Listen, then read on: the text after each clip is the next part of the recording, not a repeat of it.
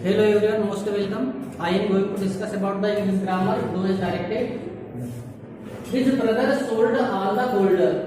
Make a question with WH word. ध्यान दीजिए, sentence में क्वेश्चन बनाने के लिए कहा है। यह एक आंसर है जिसका क्वेश्चन बनाने के लिए कहा है। His brother sold all the gold. उसके भाई ने सोल्ड मतलब बेच दिया, ऑल द गोल्ड सारा सोना। उसके भाई ने सारा सोना बेच दिया। इसमें यहाँ पर निर्देश दिया है मेगा क्वेश्चन बनाइए with WH word. WH word जो क्वेश्चन वर्ड होते हैं जैसे what, when, where, how many, how much, ये कुछ क्वेश्चन होते हैं जिनके द्वारा क्वेश्चंस बनाए जाते हैं। और ये जितने भी क्वेश्चन वर्ड होते हैं ये सेंटेंस के प्रारंभ में इस्तेमाल होते हैं। ठीक है, अब हमें इसमें कौन सा क्वेश्चन वर्ड यूज करना है ये देखना है। His brother sold all the gold, उसके भाई ने सारा सोना बेच दिया। तो क्वेश्चन क्या बनेगा, उसके भाई ने कितना सोना बेचा। कौन सा क्वेश्चन वर्ड यूज होने वाला है, कितना। तो कितना, हाउ मेनी का मतलब भी होता है कितना, और एक होता है हाउ मच। हाउ मच का मतलब भी होता है कितना। कौन सा क्वेश्चन वर्ड इस्तेमाल करना है ये इस आंसर के ऊपर डिपेंड करेगा। यहाँ पर जो वस्तु है वो क्या है, गोल्ड है। ठीक है, अब गोल्ड को काउंट कर सकते हैं या नहीं कर सकते हैं, काउंटेबल है या अनकाउंटेबल है। ये गोल्ड अनकाउंटेबल है, गोल्ड को काउंट नहीं किया जा सकता, गिना नहीं जा सकता है। इसलिए हम इसमें कौन सा क्वेश्चन वर्ड यूज करने वाले हैं, हाउ मच। यदि यहाँ पर वस्तु काउंटेबल होती जिसको गिना जा सकता तो हम क्वेश्चन वर्ड हाउ मेनी का इस्तेमाल करते हैं, बट इस सेंटेंस में हम हाउ मच का इस्तेमाल करने वाले हैं। अब देखिए, हाउ मच का इस्तेमाल करना हो या हाउ मेनी का इस्तेमाल करना हो, दोनों के रूल्स एक ही है, एक जैसे ही दोनों के प्रयोग होते हैं। यहाँ पर सबसे पहले हम क्वेश्चन वर्ड इस्तेमाल करते हैं how much. How much, how much के बाद में हमें क्या करना है, जो वस्तु की जो मात्रा यहाँ पर दी गई है उसको हटाना है। हाउ मेनी का प्रयोग होता है, उसमें वस्तु की संख्या दी रहेगी तो उसमें वस्तु की संख्या को रिमूव करना होता है। इसमें वस्तु की मात्रा बताई गई, कितनी मात्रा है गोल्ड की, आल। तो ये आल जो वर्ड है इसको रिमूव करना है सेंटेंस से, इसको हटाना है। हाउ मच के ठीक बाद उस वस्तु का नाम लिखना है। वस्तु का नाम दिया हुआ है the gold. How much the gold, how much the gold. इसके बाद में हमें सेंटेंस को यहां से प्रारंभ करना है हिज ब्रदर के पास से। तो सब्जेक्ट इसमें दिया हुआ है हिज ब्रदर। हिज ब्रदर से पहले हमें क्या करना है, सेंटेंस में जो सब्जेक्ट है हिज ब्रदर, इसके पहले हेल्पिंग वर्ब का इस्तेमाल करना है। सब्जेक्ट के बाद में अगर हेल्पिंग वर्ब दी हो तो उसको उठा के सब्जेक्ट के आगे रख देंगे। यदि सेंटेंस में कोई हेल्पिंग वर्ब ना दी गई हो तो हमें उस सेंटेंस को पहचानना है कि वह सेंटेंस प्रेजेंट इंडेफिनिट टेंस का है या फिर वो सेंटेंस पास्ट इंडेफिनिट का है, क्योंकि यह दोनों ही टेंस ऐसे हैं जिसमें हेल्पिंग वर्ब का इस्तेमाल नहीं होता है यदि सेंटेंस अफर्मेटिव दिया हो तो। Present indefinite and past indefinite tense, ये दो सेंटेंस, ये दोनों टेंस ऐसे हैं जिसमें हेल्पिंग वर्ब नहीं आती है। अब हमें इस सेंटेंस को पहचानना है, यहाँ सेंटेंस प्रेजेंट इंडेफिनिट टेंस का है कि पास्ट इंडेफिनिट टेंस का है। यहाँ पर वर्ब की सेकंड फॉर्म दी हुई है और सेकंड फॉर्म वर्ब की second form past indefinite tense में यूज होती है। इसका मतलब यहाँ सेंटेंस पास्ट इंडेफिनिट टेंस का है, तो हमें पास्ट इंडेफिनिट टेंस के हेल्पिंग वर्ब का इस्तेमाल करना है डिड का। कहाँ यूज करना है डिड को, जो सब्जेक्ट दिया है उसके आगे डिड का इस्तेमाल करना है। साथ में जो सेकेंड फॉर्म है उसको कौन सी फॉर्म बनाना है, वर्ब की फर्स्ट फॉर्म बनाना है।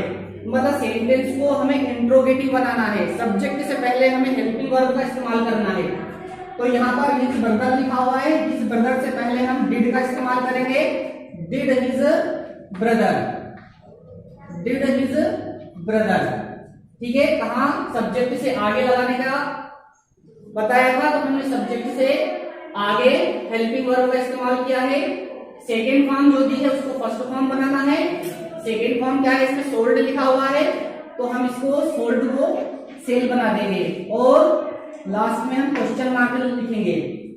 How much the gold did his brother sell, उसके भाई ने कितना सोना बेचा, ये क्वेश्चन बन गया। तो आंसर क्या है इसका, his brother sold all the gold, उसके भाई ने सारा सोना बेच दिया। ठीक है, सेकंड सेंटेंस दिया हुआ है, I know that let not much, change the voice, हमें यहाँ पर वॉइस चेंज करना है। सेंटेंस एक्टिव वॉइस का है, हमें इसको पैसिव वॉइस में बदलना है। एक्टिव वॉइस के सेंटेंस को पैसिव वॉइस में बदलने के 5 रूल्स हैं। पहला रूल्स ये है कि जो सब्जेक्ट होता है उसको ऑब्जेक्ट के स्थान पर लिखा जाता है और जो ऑब्जेक्ट होता है उसको सब्जेक्ट के स्थान पर लिखा जाता है। सब्जेक्ट क्या है, यहाँ पर आई दिया हुआ है, ऑब्जेक्ट क्या दिया हुआ है, that let not much. Verb के बाद पूरा का पूरा ऑब्जेक्ट होता है, तो यहाँ पर सब्जेक्ट आई दिया हुआ है, object that let not much. तो जो सब्जेक्ट है उसको ऑब्जेक्ट के स्थान पर रखेंगे, ऑब्जेक्ट को सब्जेक्ट के स्थान पर रखना है। डेट लेट नॉट मच को हमें आई के स्थान पर रखना है और आई को डेट लेट नॉट मच के स्थान पर रखना है। दूसरा नियम यह है, यदि सब्जेक्ट या ऑब्जेक्ट के रूप में कोई प्रोनाउन दिया गया हो तो प्रोनाउन को चेंज किया जाता है। प्रोनाउन को चेंज कैसे करना होता है, जैसे सब्जेक्ट अगर ही दिया हो तो ऑब्जेक्ट के स्थान पर उसको हिम लिखा जाता है, सी दिया गया हो तो उसको हर लिखा जाता है, आई दिया गया हो तो उसको मी लिखा जाता है, बी दिया गया हो तो उसको अज लिखा जाता है, दे दिया गया हो तो उसको देम लिखा जाता है और यदि इट दिया गया हो तो उसको इट लिखा जाता है, यू दिया गया हो तो उसको यू लिखा जाता है। सब्जेक्ट या ऑब्जेक्ट के स्थान पर जब उन दोनों को आपस में चेंज करेंगे तो देखिए यहाँ पर जब आई को हम उठा के यहाँ पर लेके आएंगे डेट लेट नॉट मच के स्थान पर, तो आई का क्या बन जाएगा, मी बन जाएगा, इसको मी के रूप में लिखेंगे। केवल हमें प्रोनाउन ही चेंज करना है। यदि कोई नाउन दिया गया हो सब्जेक्ट या ऑब्जेक्ट के रूप में तो उसको चेंज नहीं करना है। ठीक है, इसके बाद में तीसरा नियम क्या है इसका, तीसरा नियम ये है कि जो हेल्पिंग वर्ब है उसको चेंज करना होता है। Helping verb, helping verb change, helping verb change करना होती है। सब्जेक्ट के बाद में अगर कोई हेल्पिंग वर्ब दी गई हो तो उस हेल्पिंग वर्ब को चेंज करना होता है। हेल्पिंग वर्ब को चेंज कैसे किया जाता है, यदि सेंटेंस प्रेजेंट इंडेफिनिट टेंस का हो तो हमें हेल्पिंग वर्ब उसके आगे वाले टेंस की यूज करना है, प्रेजेंट कंटिन्यूअस की। यदि सेंटेंस प्रेजेंट परफेक्ट टेंस का हो तो हमें helping verb present perfect continuous tense की यूज करना है। यदि सेंटेंस पास्ट इंडेफिनिट का होगा तो हम helping verb past continuous tense की यूज करेंगे।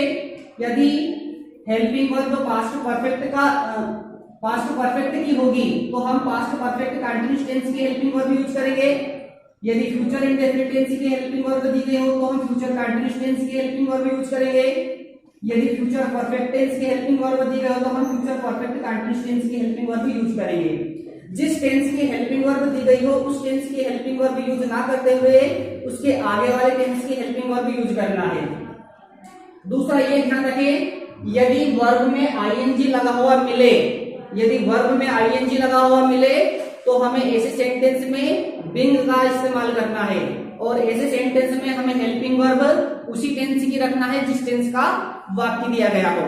ठीक है, अब यहाँ पर देखिए, यहाँ पर नो लिखा हुआ है, आई के बाद में नो लिखा हुआ है, आई के बाद में कोई हेल्पिंग वर्ब नहीं दी गई है और हमें पता है कि हेल्पिंग वर्ब दो टेंस में नहीं आती है, एक तो पहला टेंस प्रेजेंट इंडेफिनिट टेंस और एक पांचवा टेंस पास्ट इंडेफिनिट टेंस। इन दोनों में हेल्पिंग वर्ब नहीं आती है, पहले टेंस में हेल्पिंग वर्ब नहीं आती है और एक पांचवा टेंस पास्ट इंडेफिनिट टेंस उसमें हेल्पिंग वर्ब नहीं आती है।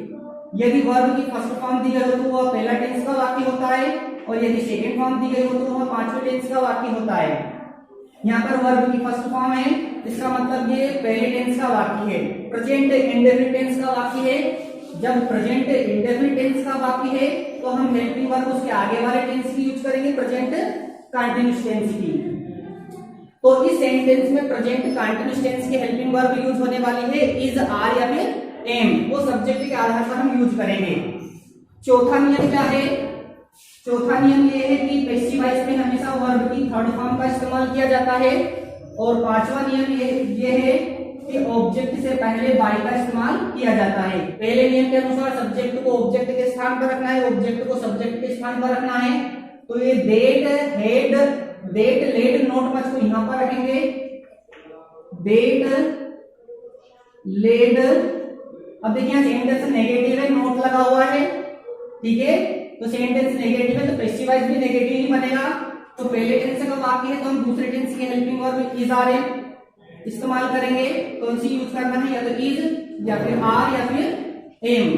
तो ये लेड के लिए इज का इस्तेमाल करना है, is not much, is not much, that, lead is not much. इसके बाद में हमें क्या करना है? सब्जेक्ट को ऑब्जेक्ट के स्थान पर और ऑब्जेक्ट को सब्जेक्ट के स्थान पर रखने के लिए कहा है। तो इस आई को हम डेट, लेड, नोट मच के स्थान पर रख देंगे तो क्या बन जाएगा? ये आई का मी बनने वाला है, तो हम आखिर में इसको मी लिखेंगे, ये हम बाद में देखेंगे। तो ये प्रोनाउन चेंज हो जाएगा। हेल्पिंग वर्ब चेंज करने के लिए कहा था, हमने हेल्पिंग वर्ब चेंज कर दी। पहले टेंस का वाक्य था, हमने दूसरे टेंस की हेल्पिंग वर्ब लगा दी। वर्ब की थर्ड फॉर्म इस्तेमाल करने के लिए कहा है तो हम नो की थर्ड फॉर्म नोन का इस्तेमाल करेंगे। इसके बाद में बाय का इस्तेमाल करने के लिए कहा है तो ये जब आई इसके स्थान पर आएगा तो ये बाय लिखकर हम आई को मी बना देंगे। तो हमारा सेंटेंस तैयार हो जाएगा, that, lead is not much known by me. तीसरा सेंटेंस दिया है रिलेटिव क्लास। सेंटेंस, दोनों सेंटेंस को कंबाइन करना है, जोड़ना है और रिलेटिव क्लास का इस्तेमाल करना है। सेंटेंस में देखिए, ही इज माय बॉस, वह मेरे बॉस हैं। He is wearing a red shirt, वह रेड शर्ट पहन रहे हैं। यहाँ पर एक व्यक्ति की बात हो रही है। जब सेंटेंस में व्यक्ति की बात हो और रिलेटिव क्लास का इस्तेमाल करने के लिए कहा जाए तो हमें दोनों सेंटेंस को हु से कंबाइन करना होता है, हु का इस्तेमाल करना होता है और कंबाइन करना होता है, तो वह रिलेटिव क्लास बन जाती है। अब कैसे करना है? देखिए, एक सेंटेंस में मेन वर्ब दी हुई है और एक सेंटेंस में मेन वर्ब नहीं दी हुई है। मेन वर्ब का मतलब होता है क्रिया, जो हम काम करते हैं, उठना, बैठना, रोना, धोना, हंसना, बोलना, खाना, पीना, पहनना। तो यहाँ पर एक वर्ब दी हुई है वियरिंग, पहनना। कौन सी वर्ब दी हुई है? वियरिंग मतलब पहनना। इस सेंटेंस में एक काम हो रहा है, he is wearing a red shirt, वहां रेड शर्ट पहन रहे हैं। वह रेड शर्ट पहन रहे हैं। कौन पहन रहे हैं? वह। यहाँ पर वह के द्वारा कौन सा काम किया जा रहा है? पहनने का काम किया जा रहा है। बट इस सेंटेंस में कोई काम नहीं हो रहा है। ही इज माय बॉस, वह मेरे बॉस है। तो हमें ऐसे सेंटेंस में हु का इस्तेमाल करना है जिसमें मेन वर्ब दी गई हो, मेन वर्ब दी गई हो, ठीक है। अब हु का इस्तेमाल कहाँ करना है? हेल्पिंग वर्ब के ठीक आगे, हेल्पिंग वर्ब जो दी है उसके आगे यूज करना है। यहाँ पर पहले सेंटेंस को हम सेम वैसा का वैसा ही लिख देंगे, विदाउट मेन वर्ब वाले सेंटेंस को हम वैसा का वैसा ही लिखेंगे। He is my boss, he is my boss. और इसके बाद में देखिए, इसमें भी सब्जेक्ट और दोनों में सब्जेक्ट सेम है, तो ये सब्जेक्ट को रिपीट नहीं करना है क्योंकि सेम दिया हुआ है। अब दूसरे सेंटेंस को जोड़ना है यहाँ से, is wearing a red shirt. तो हमें हु लिखना है पहले हेल्पिंग वर्ब के आगे, who is wearing a red shirt. He is my boss, वह मेरे बॉस है। Who is wearing a red shirt, जो कि रेड शर्ट पहन रहे हैं। इस टाइप से इसको करना है। नेक्स्ट सेंटेंस दिया हुआ है,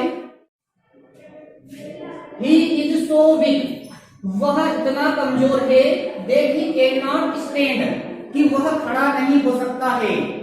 वह इतना कमजोर है कि वह खड़ा नहीं हो सकता है। यहाँ पर टू का इस्तेमाल करने के लिए कहा है। जैसे हम सेंटेंस में टू का इस्तेमाल करेंगे, सेंटेंस का अर्थ सेम ही होगा। देखिए, हमें टू का इस्तेमाल कहाँ पर करना है? ही इज, जो सो दिया हुआ है उस सो के स्थान पर हमें टी डबल ओ ये वाला टू रखना है, तो ही इज टू वीक। इसके बाद में ये जो सेकंड टू है इसको हमें डेट के स्थान पर रखना है टू। अब हमें क्या करना है, इस डेट से लगाकर नोट तक सेंटेंस को रिमूव करना है। डेट से लगाकर नोट तक पूरा सेंटेंस हटा देना है। कहां से कहां तक हटाना है, डेट से लगाकर नोट तक। और जो वर्ब है वहां से सेंटेंस को लिखना शुरू करना। तो वर्ब क्या ली यहाँ पर, स्टैंड, तो हम यहाँ पर लिखेंगे stand. He is too weak to stand. ठीक है, नेक्स्ट सेंटेंस दिया हुआ है, the child cried for milk, बच्चा दूध के लिए रोता था। यहां पर changing to past continuous tense है। पास्ट कंटिन्यूअस टेंस में इसको बदलना है। किसी एक टेंस के सेंटेंस को किसी दूसरे टेंस में बदलना हो तो दो चीजों को बदला जाता है। पहली तो हेल्पिंग वर्ब और दूसरी मेन वर्ब। हेल्पिंग वर्ब और मेन वर्ब दोनों को अगर हम बदल देते हैं तो वहां सेंटेंस दूसरे टेंस में चला जाता है। अब इस सेंटेंस में क्या है, सेकेंड फॉर्म दी हुई है और सेकेंड फॉर्म केवल एक ही टेंस में यूज होती है, पास्ट इंडेफिनिट टेंस। पांचवा जो टेंस है पास्ट इंडेफिनिट टेंस, इसको हमें पास्ट कंटिन्यूअस टेंस में बदलना है, मतलब छठे टेंस में बदलना है। पांचवें टेंस के बाद को छठे टेंस में ले जाना है, तो हमें क्या करना है, इस सेंटेंस में छठे टेंस की हेल्पिंग वर्ब और मेन वर्ब का इस्तेमाल करना है। इस टेंस की हेल्पिंग वर्ब है वाज और वर। क्या है इस टेंस की हेल्पिंग वर्ब, वाज और वर। साथ में वर्ब की फर्स्ट फॉर्म में आईएनजी का इस्तेमाल होता है। कौन से टेंस में, पास्ट कंटिन्यूअस टेंस में।